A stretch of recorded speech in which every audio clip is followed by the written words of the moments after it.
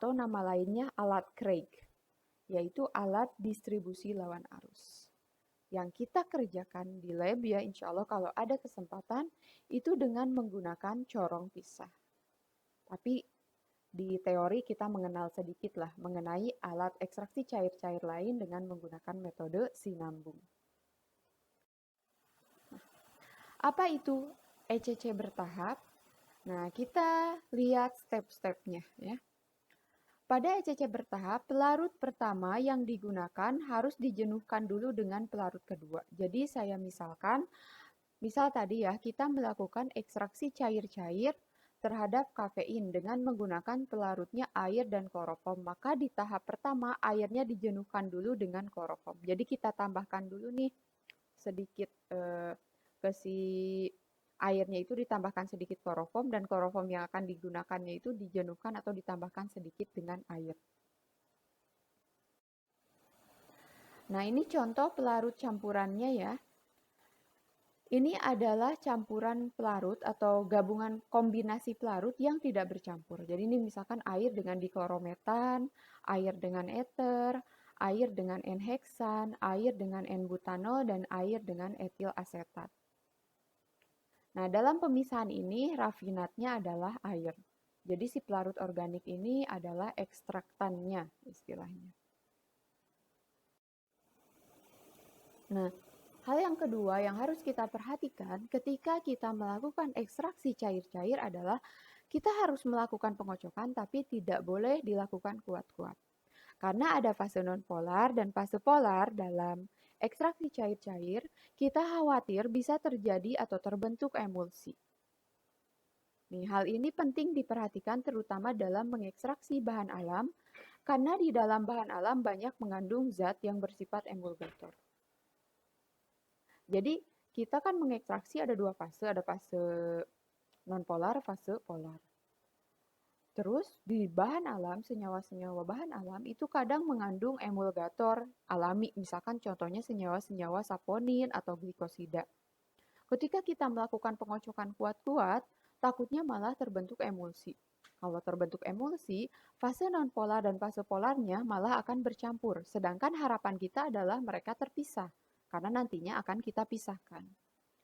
Apabila terjadi emulsi, maka kita bisa memecah ya emulsi tersebut dengan melakukan satu, penyaringan, kita saring, terus kita ulang lagi prosesnya, atau yang kedua dengan sentrifugasi, kita pisahkan ya dengan alat namanya sentrifuga, atau menambahkan senyawa yang netral, contohnya adalah NaCl atau garam.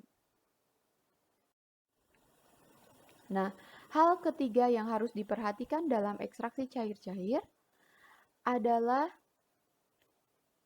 titik didih senyawa. Kalau bisa titik didihnya rendah, karena pada akhir proses kita tetap akan menguapkan si pelarut.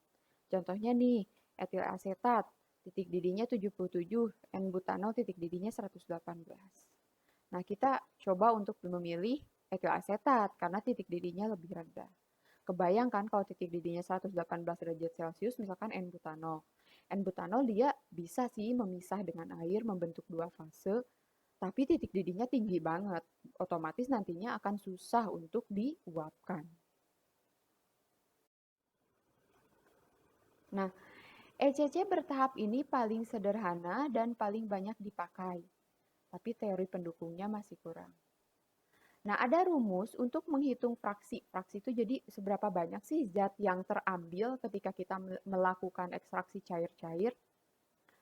Rumusnya adalah ini ya, untuk menentukan fraksi yang tidak terekstraksi, rumusnya adalah 1 dikurangi fraksi yang terekstraksi sama dengan konstanta partisi atau koefisien partisi dikali volume rafinat per volume ekstrak ditambah koefisien partisi dikali volume rafinat pangkat N.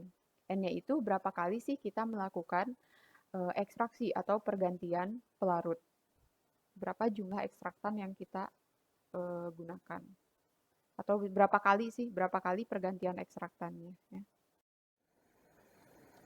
Nih, sedangkan perhitungan fraksi yang terekstraksi atau Qn sama dengan 1 dikurangi 1 kurang Qn Nih, sama dengan 1 dikurang koefisien partisi kali volume rafinat per volume ekstraktan tambah koefisien partisi kali volume rafinat pangkat M. Ini sebenarnya sih kalian nggak harus paham ya, tapi nih dari perhitungan ini biar kalian tahu nih, kenapa sih kalau ekstraksi itu harus diulang 3 kali?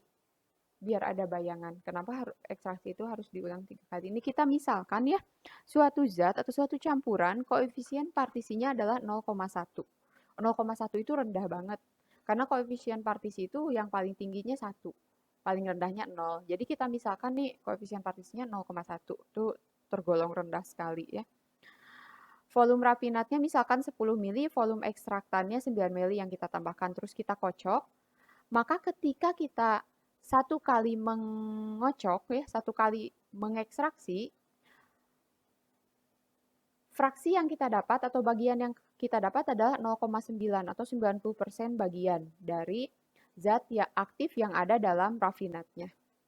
Ketika kita mengganti pelarut, melakukan ekstraksi yang kedua kalinya, maka 0,99 bagian atau 99% zat aktif yang ada di rafinat itu akan tertarik ke ekstraktan. Ini kita bisa dilihat di sini ya. Dengan permisalan, misalkan koefisien partisinya rendah 0,1 pun, jika kita melakukan 3 kali ekstraksi, maka 99,9% zat aktif yang ada di dalam rafinat itu akan terekstrak. Itu alasan kenapa sih kita kalau melakukan ekstraksi itu minimal 3 kali pengulangan. Jadi kita harapannya itu hampir semua zat aktifnya itu akan tertarik atau terlarut di ekstraktannya. Nah, yang kedua ada ECC sinambung. Dalam prosedur umum laboratorium, volume ekstraktan dipertahankan konstan dan berulang. Nah, ada 2 macam peralatan perforator jalade untuk ECC sinambung, yaitu ada yang untuk ekstraktan atau pelarut organik lebih berat, maksudnya lebih berat itu massa jenisnya ya, massa jenisnya lebih besar dibandingkan air, ada yang untuk yang lebih ringan dibanding air. Jadi ini alatnya ya. Sebenarnya sih kenapa disebut sinambung, ibaratnya ada dua kali proses pemisahan sekaligus ya, dalam kolom 1, terus dalam kolom 2. Kemudian jadi ada dua kali proses pemisahan gitu. Tapi di lab kita sih jarang digunakan ya si perforator jalade. Jadi biasanya dengan corong pisah biasa. Ini gambar alatnya itu seperti ini.